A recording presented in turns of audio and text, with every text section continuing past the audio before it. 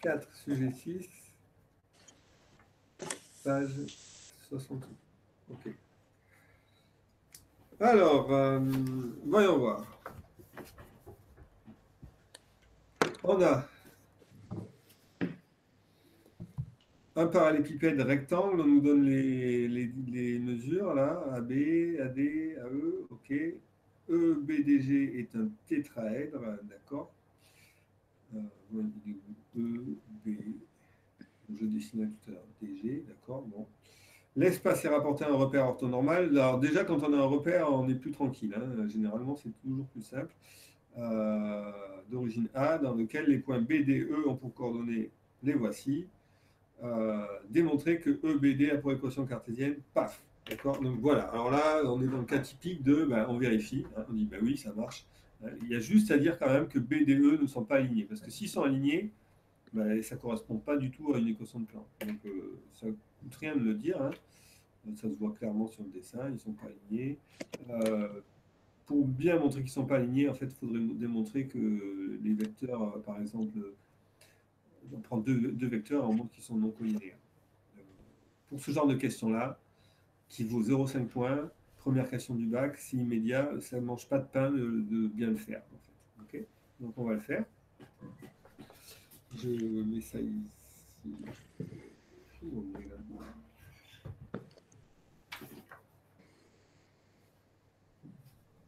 Ouais. Ouais. Ok. Alors, on va essayer de bien le faire, je disais. Attendez. Ça.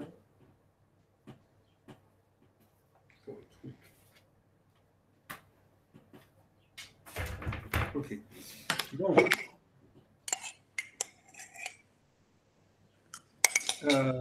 très bien. Démontrer que BD a pour équation cartésienne ce machin-là. Donc, premièrement, ce qu'on va dire, c'est qu'on a bien affaire à un plan. Okay. Donc, on a B de coordonnées 12, 0, 0, D de coordonnées 0, 18, 0, E de coordonnées 0, 0, 6. Alors, on peut se dire, on peut calculer BD, celle de D moins celle de B, donc moins 12, 18, 0. Et BE, puis BE, c'est celle de E moins celle de B, moins 12, 0, 6.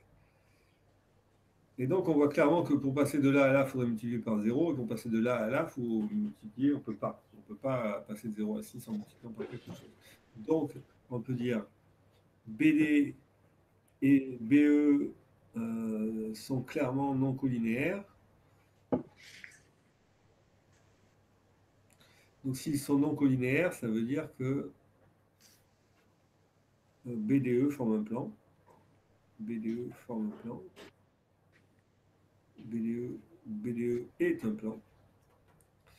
Et une fois qu'on sait que c'est un plan, voilà, maintenant on peut vérifier et donc on peut dire, on essaie. Alors je calcule 3xb plus 2yb moins 6zb moins 36, ça fait, tiens, 3 fois 12, ça fait 36 moins 36, hein, et tout le reste ça fait 0, donc finalement ça fait 36 moins 36, ok, ça fait 0. Et on fait pareil avec D, 3xb plus 2yD moins 6zD, etc., moins 36. Ah, mais ma parole, mais ça fait 0, etc. Et pareil pour le dernier, 3xe, etc., etc. Blanc, ça fait 0. Donc, si les 3 font 0, ça veut dire qu'on a bien affaire à l'équation du plan EBD. Donc, EBD a pour équation 3x plus 2y plus 6n moins 36 est égal à 0. Alors, pourquoi ils font ça? Pour ceux qui font module, ils font ça tout simplement parce que ici, en maths normale, on n'a pas le produit vectoriel. Donc, on est un peu coincé pour faire ce genre de truc. OK. Des fois, il arrive qu'au lieu de dire ça, ils disent vérifier que n de coordonnées tal est un vecteur normal. Et ensuite, vous pouvez trouver l'équation du plan une fois que vous avez un vecteur normal. Mais sinon, on vous dit bêtement de vérifier. Bien, deuxièmement,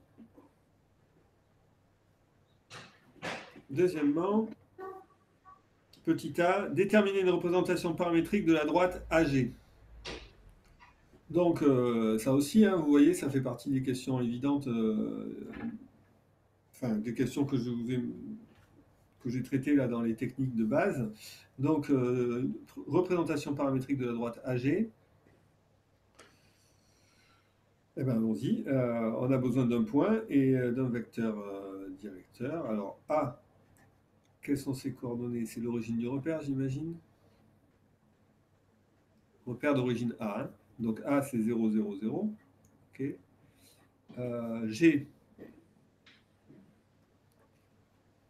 G, on n'a pas ses coordonnées, mais G, c'est alors 18, non 12, pardon.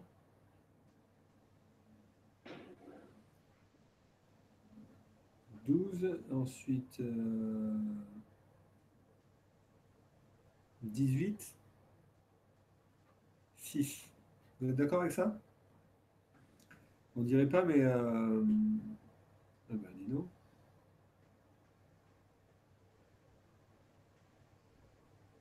Là, en fait, c'est très profond. Hein.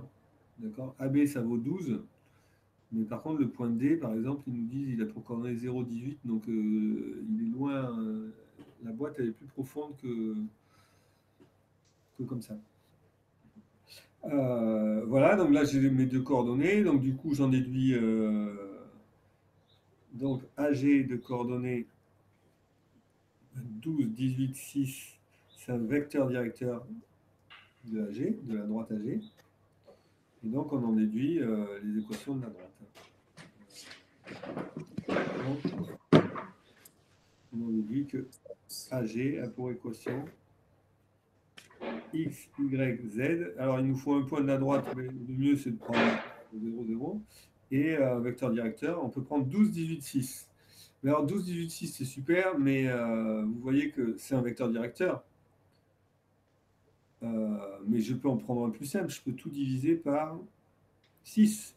Hein, tous les vecteurs collinéaires à G sont aussi vecteurs directeurs. Donc, si je divise par 6, j'ai un vecteur directeur pour coordonner 2, 3 et 1 qui est appartenant à R. Ça, tout simplement parce que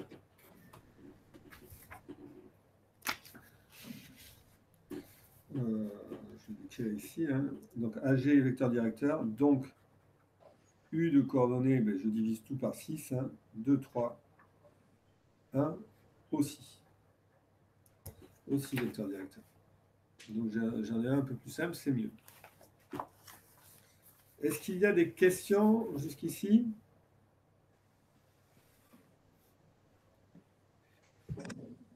Non, ça va. C'est bon? Ok. Donc, petit b. Petit b. Non, petit b. En déduire que la droite AG coupe le plan EBD en un point K de coordonnées 4, 6, 2. B. Donc, on veut démontrer que AG et EBD se coupent. Bon, ben, on va le faire. Hein. On a les équations de AG, on a l'équation de EBD ici, les équations de AG. Ben, on fait... il est super cet exercice, ça correspond exactement à ce que je vous ai expliqué avant. Donc, ben, on explique, soit se coupe en K, il l'appelle K le point? Ouais, donc soit K, le point d'intersection de AG et de dans l'intersection de AG et de EBD. Ok. Alors, K appartient à AG, donc ça équivaut à dire que K a pour coordonnées 2T, 3T, T. Et K appartient à EBD. Ça veut donc dire que cette équation-là est satisfaite. Donc 3 fois X, c'est-à-dire 3 fois 2T, plus 2 fois 3t, plus 6 fois t, moins 36. Pardon, moins 36, ça fait 0. Donc, j'obtiens 6t, plus 6t, plus 6t. Ah ben dis donc, ça fait 18t. 18t est égal à 36, donc t est égal à 2. Alors, évidemment, on est dans le système français, hein, donc on trouvera au pire la plus grosse fraction qu'on puisse trouver, ça doit être un demi, peut-être un tiers. D'accord? Je dis ça parce qu'en module, on ne tombe jamais sur des trucs si jolis. Donc on trouve t égale 2, et une fois qu'on a t égale 2, on peut en déduire les coordonnées. Hein. Alors, K, il correspond au point de la droite ici, qui a pour paramètre t égale 2, c'est-à-dire au point de coordonnées 4, 6, 2. OK? J'imagine que ça correspond bien à ce qu'on nous demandait, hein, bien sûr. OK, 4, 6, 2. C'est bon, on ajuste. Troisièmement, la droite AG est-elle orthogonale à ABD justifiée? Alors, la droite AG est-elle orthogonale à ABD? Ben, on a le vecteur U là, qui est un vecteur directeur, 2, 3, 1 de AG. Et il suffit de regarder si c'est collinaire au vecteur normal de EBD, on est d'accord? Donc, allons-y. On peut dire N de coordonnées 3, 2, 6 est normal à EBD. OK. Et U, donc, et U de vecteur 2, 3, 1, vecteur directeur, hein, 2. On sait que ça, c'est le vecteur directeur de AG. Alors, est-ce qu'ils sont collinaires, ces deux-là? Ils n'ont pas du tout l'air d'être collinaires, hein, parce que vous voyez que pour passer de xn, par exemple, c'est égal à 3, et lui, donc c'est égal à 3 demi de xu, on est d'accord? Et pendant ce temps-là, izn, par exemple, c'est égal à 6 fois zu. Zn, c'est 6 fois zu. Donc, ils ne sont pas collinaires, d'accord? Donc, n et u, non collinaires. Ça veut dire que... Ça veut donc dire que la droite AG, elle n'est pas orthogonale à EBD. Donc AG, non orthogonale à EBD.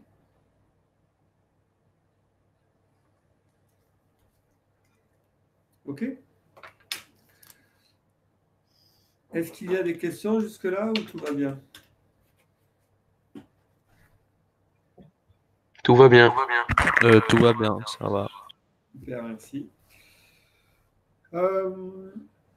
Alors, ça c'était le troisièmement. Quatrièmement, soit M le milieu du segment ED, démontrer que les points B, K et M sont alignés. Alors, déjà, M le milieu du segment.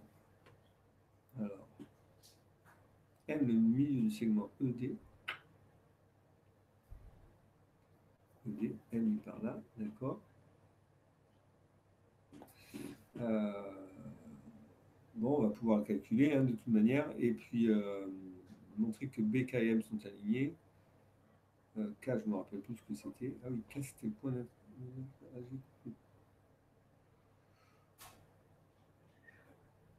Vous voyez là, AG coupe EBD. EBD est là.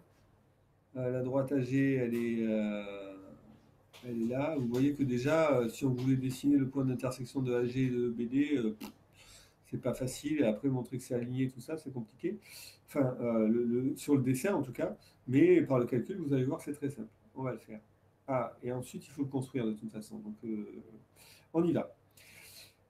Soit M, le point du segment AD, le milieu de AD, démontrer que les points B, K, M sont alignés. Donc ça peut se faire par contre très aisément par le calcul. Allons-y.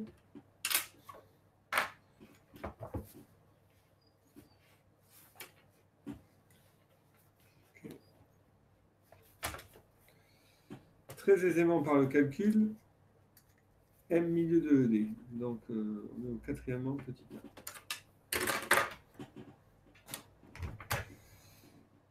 Quatrièmement petit a.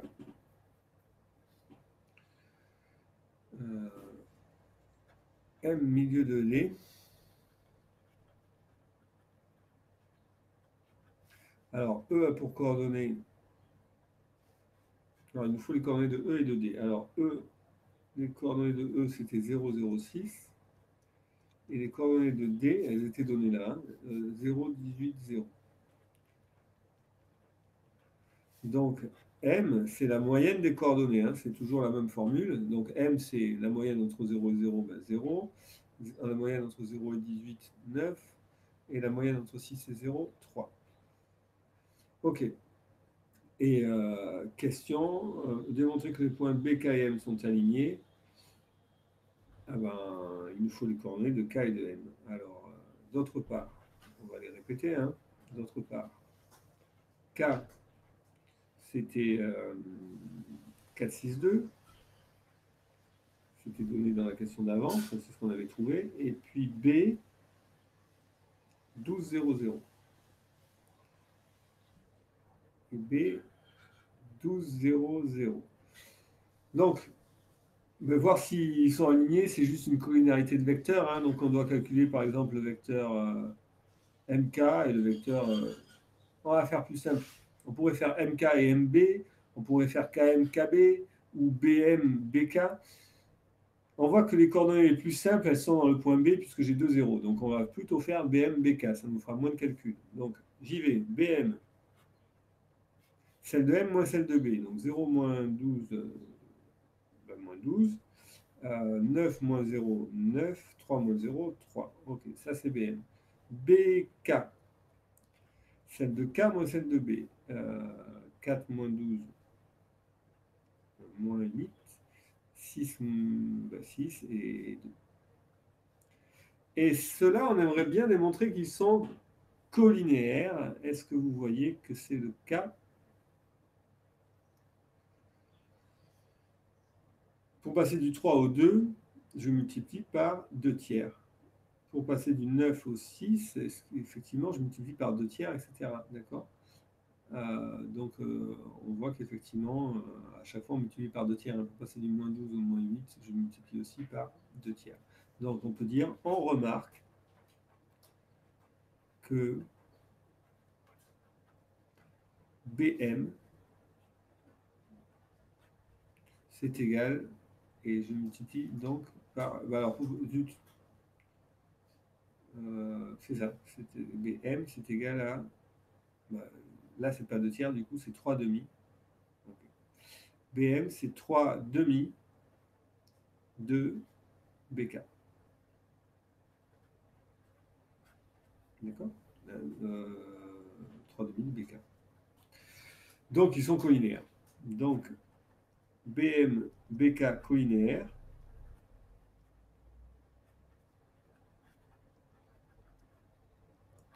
Donc, B, M et K sont alignés. OK? Super. Voilà, donc très simple hein, par le calcul. Et petit b, construire alors le point K sur la figure précédente. Ben oui, là on peut construire le point K parce que... enfin, je ne sais pas, on va voir. On me dit B, M et K alignés. Donc ça veut donc dire que K, il est quelque part sur la droite BM. Okay, donc je prends ma règle, j'en ai pas, mais je vais le faire avec ça. Donc, je sais que je vais être quelque part là-dessus. Je vais faire le crayon. Alors, là, là.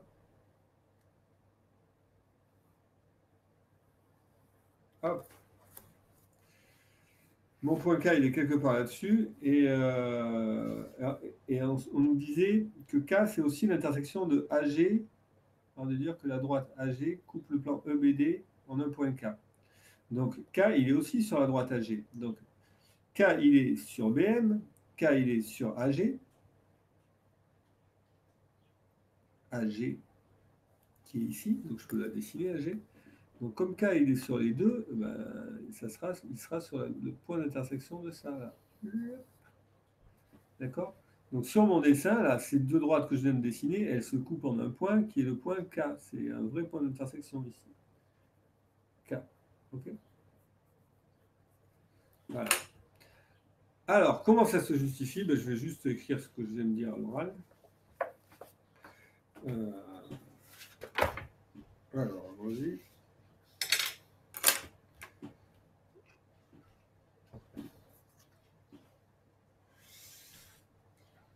Donc, c'était le petit b. Ben, BMK aligné, ça veut dire que K appartient au point à la droite BM.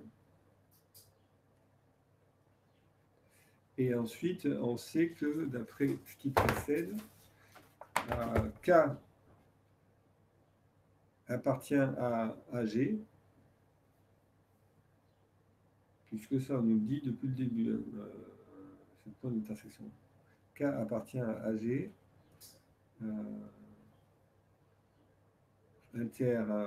c'est le point d'intersection inter-EBD, donc en particulier, K appartient à AG. Donc, K appartient à l'intersection de BM et de AG,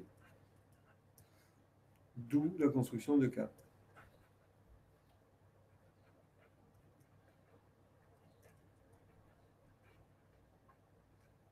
OK? Y a-t-il des questions jusque-là? Non, ça va. C'est bon? OK, super. Non, ça va. Ensuite, est-ce que, cinquièmement, c'est ça, on note P le plan parallèle à ADE. OK, donc ADE, voilà. Plan parallèle à ADE passant par K. Donc vous voyez, c'est un plan, ADE, c'est la face latérale là. Ben, c'est un plan qui coupe parallèlement. Démontrer que le plan P coupe le plan EBD selon une parallèle à la droite. Ah! Ils vont nous faire un théorème du toit en plein milieu là ou quoi? Ok, alors en note P, démontrer que le plan P coupe le plan EBD selon une parallèle à la droite ED.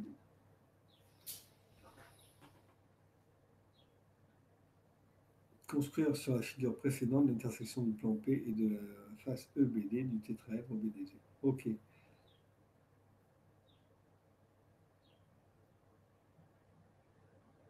Bon, ça sent le théorème du toit à plein nez, d'accord? Donc, comme je vous ferai une session spéciale théorème du toit. J'ai pas envie qu'on s'étale là-dessus parce qu'il faudrait que je vous fasse le rappel un petit peu de qu'est-ce que ça veut dire. J'en ai pas vraiment parlé en cours, donc je pense qu'on garde cette question 5 sur le coude, qui nous servira de super exemple pour tiens, la prochaine leçon qu'on fera, je vous parlerai du théorème du toit et on fera ça comme exemple.